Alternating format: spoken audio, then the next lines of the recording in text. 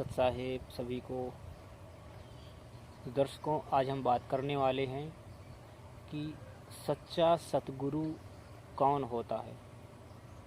सच्चा सतगुरु के बारे में हमारे सद्ग्रंथ क्या बताते हैं। शास्त्र तो हमारे यही कहते हैं, श्रीमद् भगवद गीता कहती है कि हमें अपने शास्त्रों के अकॉर्डिंग भक्ति करनी चाहिए। अध्याय 16 श्लोक नंबर 23 और 24 में ये प्रमाण है कि गीता के विरुद्ध भक्ति करने वालों का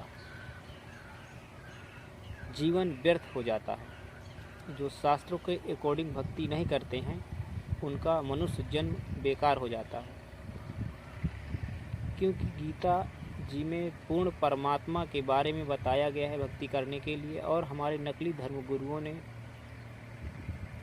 पूर्ण परमात्मा की जानकारी न होने के कारण ब्रह्मा, विष्णु, शिव इत्यादि देवताओं की भक्ति में भक्त समाज को लगा रखे हैं, जिनसे मोक्ष नहीं हो सकता। क्योंकि भक्ति का मेन उद्देश्य होता है मोक्ष, जीव आत्मा का मोक्ष कराना।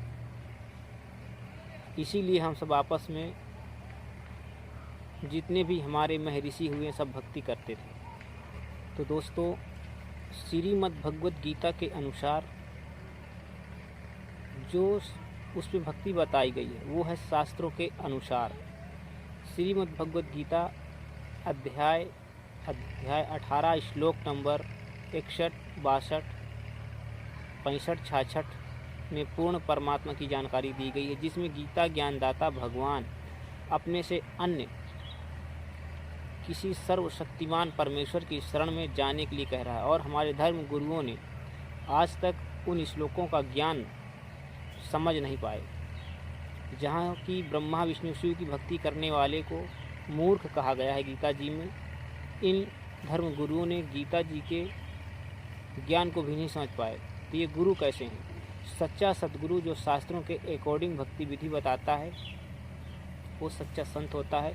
सच्चा संत स्वयं पूर्ण परमात्मा ही आते हैं।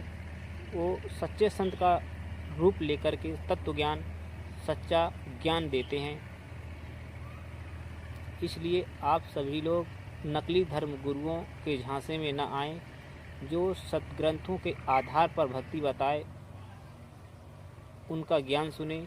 आज विश्व के अंदर संत रामपाल जी महाराज जी एक ऐसे सच्चे संत जो सभी शास्त्रों के अकॉर्डिंग भक्ति विधि दे रहे हैं।